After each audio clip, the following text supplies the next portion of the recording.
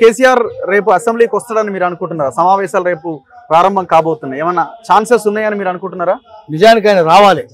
ఎందుకంటే నీకు ఇచ్చింది ఎందుకు? అపోజిషన్ రోల్ ఇచ్చారు కదా, ఇచ్చినప్పుడు నీ విద్యుత్ ధర్మం నివర్తించాలి కదా. ఎందుకు మానేసినావు?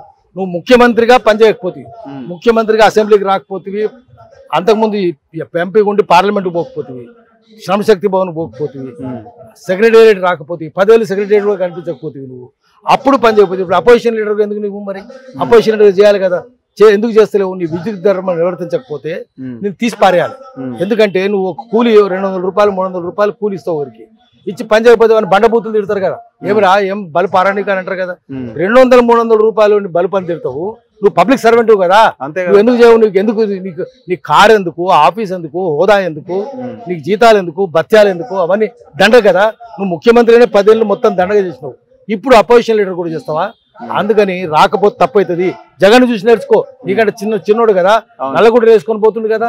నువ్వు ఎందుకు పోవు? నల్లగుడ్డలు వేసుకొని నువ్వు పోవడానికి నీ గుడ్డలు వదిలేసాయి, నీ పింక్ గుడ్డలు వదిలేసాయి, నీ పింకితనం వదిలేసి నల్లగుడ్డలు వేసుకొని జగన్ చూసి నేర్చుకొని పో, జగన్ బాటలో పో. అప్పుడు నిన్ను జనం క్షమిస్తారు.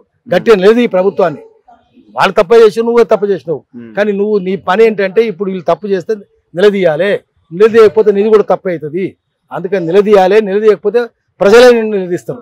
సో మొన్న అసెంబ్లీ సమావేశాల్లో కూడా రాలే, ఈసారి వస్తాడని అయితే నాకు డౌటే. ఇప్పుడు మళ్ళీ ఏదో రీజన్ చెప్తాడేమో, ఏముందాడా వాళ్ళు లీడర్లా లేకపోతే మా ఎమ్మెల్యేలను తీసుకున్నారు దానికి నిరసనగా వస్తలేడు, ఇట్లా రకరకాల ఏవో కారణాలు చెప్తాడు. ఆయన అదే పని చేసిండు, వీళ్ళు అదే పని చేస్తున్నారు అంతే. కేసీఆర్ ఏ పని చేసిండు? అందరు తీసుకున్నాడు కదా.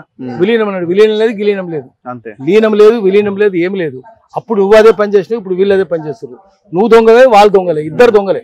ఒకడు దొంగ, ఒకడు గై దొంగ, ఇద్దరు దొంగలే. తెలంగాణ జనం చూస్తున్నారు. ఏ రాజకీయ పార్టీ వచ్చినా దొంగతనమే జరుగుతున్నది.